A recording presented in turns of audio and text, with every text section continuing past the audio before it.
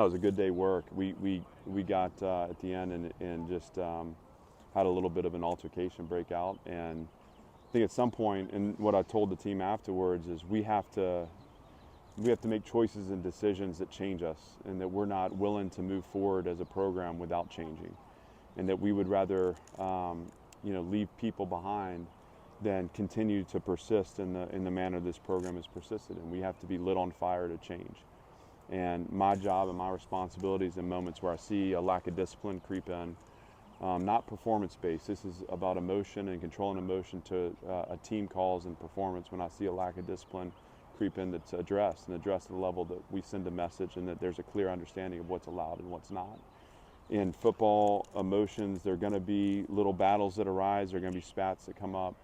But how we diffuse those, how we work together to make sure that we keep the work and the progress on the rails, that's what we're talking about. And that's why we ended early with a little physical reminder.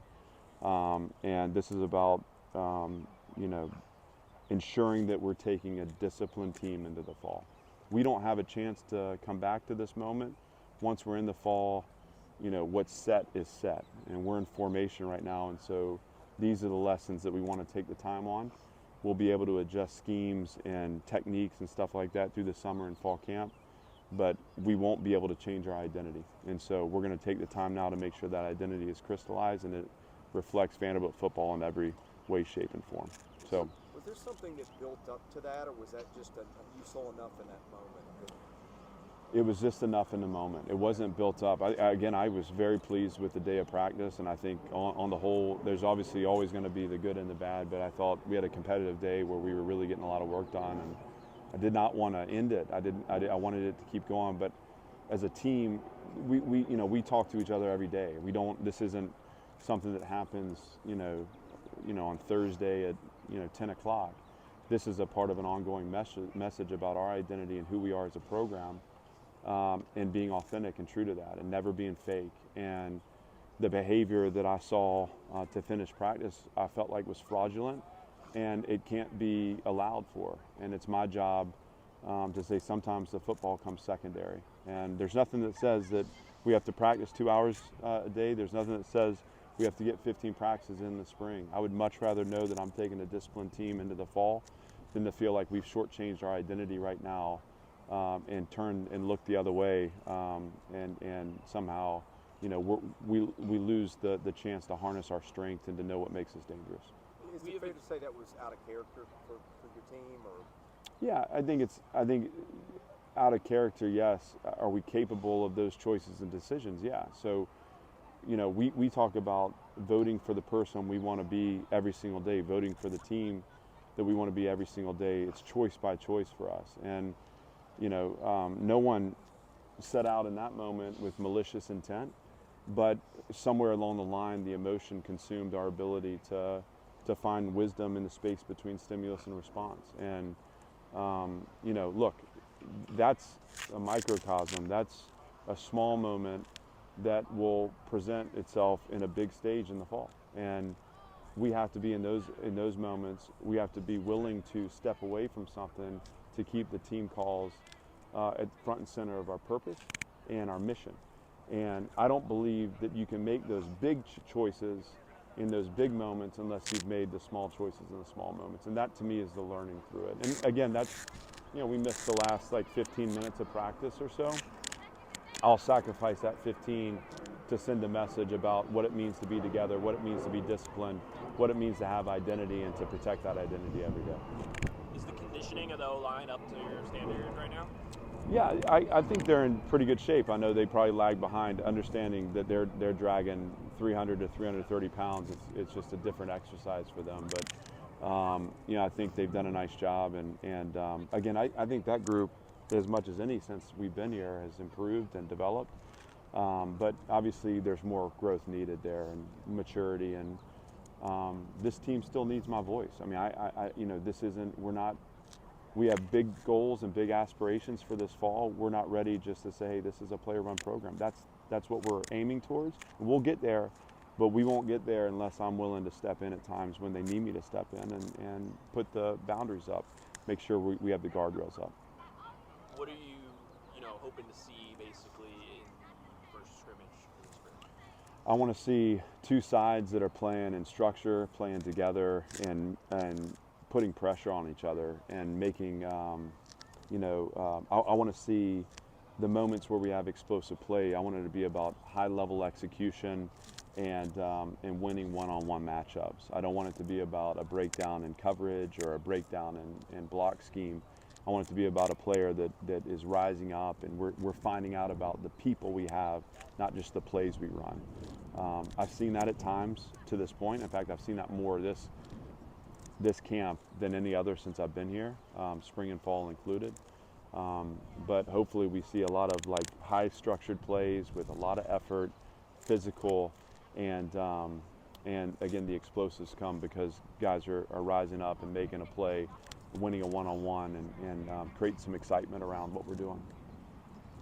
Big picture through all of practice so far, what are the things that have really popped as things you've liked, whether that's players or things or groups, and where are the areas you want to see the most progress that you've not seen yet? I feel like we're playing better in the secondary. I want to see us get our receiver core healthy and really put some pressure on those guys. But you can still, the signs and signals of eliminating space, playing within structure are there. At times, I think we've made it really hard on the offense in the pass game, and that's a good sign for us from where we've been. I feel like the effort on the whole has been good and improved. I think there are more examples from this camp of total effort. I think of Jadis Richard, and I think Ricky Wright. Trudell Berry is another one that stands out just in terms of playing hard. Gumbo Gaskins, these guys. Nate Clifton's had a great camp. Defensively, we're starting to see some of that identity form in our younger players too, which is exciting. Offensively, I think we've had strong play from the quarterback, all four. I think AJ has shown the reason he enters camp as the starter. I think Ken is returned some of the form that he had in freshman year and really gained comfort. Drew and Walt have also done really good things, both running and throwing. Having those guys live has I think given them some really valuable live reps where they're feeling the pocket collapse and they understand a little more about stepping into the pocket and making throws down the field. I'm excited for them. So I think on the whole, we're seeing improved play, and I think we're seeing improved identity. I think this team's got to continue to mature and continue to grow together, because we're not here to participate. We're here to win, and we've got a stated mission of postseason play, and we have the opportunity right now to define what that is. We can't wait till the fall to think that's time enough to invest to get the results we want. And so this team needs to grow up. I'm here to help them do that. I'm proud of a lot of the progress we made, but I'm going to keep pushing them until we find that highest level. And we're going to have fun doing it too. Today was a frustrating end, but I think as we unpack it all, the lessons embedded in that are going to be learning for us to proceed and progress forward. What are you seeing that you like out of your tight ends and your special teams groups? Yeah, the tight ends, Cole, Spence, and Justin Ball, those two are twin towers, but it's kind of neat working with them because they're in, like last year's Gavin and Ben were like both upper level guys, super experienced. Now we've got the upper level guy and I got the younger level, so mentor mentee a little bit, but they're very similar skill set, super hard workers. They're doing a nice job right now. I'm excited about their growth. And then Logan Kyle's a guy that we've been working at tight end that we're excited about. He's put on some weight and brings just a different skill set to the room, so excited to continue to work with him and see what he can do to help us in the fall. And then special teams, kind of the hay ball starts probably with him and Wes Schelling.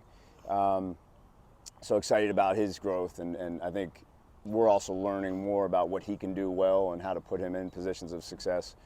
And then in the return game, Jaden McGowan, Will Shepard, but we're also looking at a bunch of young guys right now, which is good just to see if we're missing something there. So we're excited. I mean, we had a nice day today. Will Ferris has done a nice job. He went 9 for 9 on field goals yesterday and hit 2 today. And we did a lot of situational work.